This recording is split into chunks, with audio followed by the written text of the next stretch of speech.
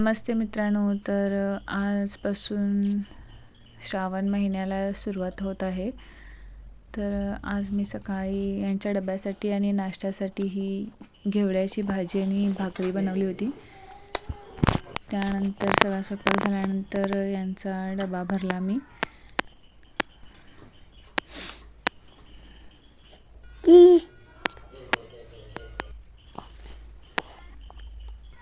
हे वरण केलं होतं दाट,